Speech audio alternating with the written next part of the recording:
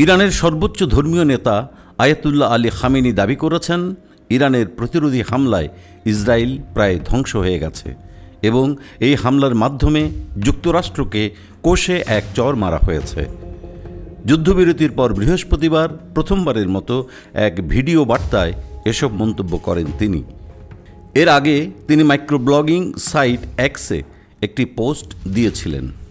কাতার ভিত্তিক সংবাদ মাধ্যম আল জাজিরা জানিয়েছে, খামেনি বলেছেন, আমেরিকাকে কষে চর মারতে পেরেছে ইরান।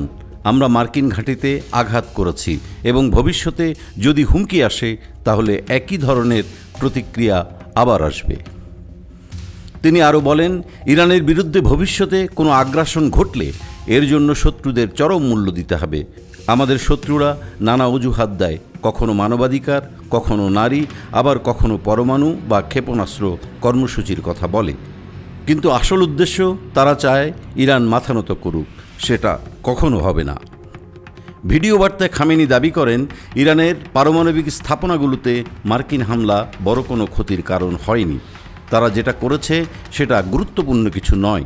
পরমাণু কর্মসূচি ব্যাহত হয়নি। ইরান ইসরায়েল সাম্প্রতিক সংঘাতের বিষয়ে তিনি বলেন, যখন ইসরায়েল ভেঙে পড়ছিল তখন যুক্তরাষ্ট্র মনে করেছিল তারা না এলে ইসরায়েল পুরোপুরি ধ্বংস হয়ে যাবে, তাই তারা সরাসরি হস্তক্ষেপ করেছে।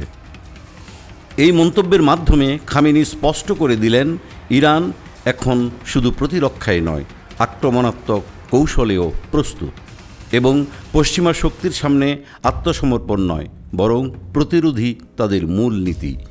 যুদ্ধবিরতির মধ্যেও তার এমন বার্তা ইঙ্গিত দিচ্ছে, মধ্যপ্রাচ্যে উত্তেজনা সহজে প্রশমিত হওয়ার নয়।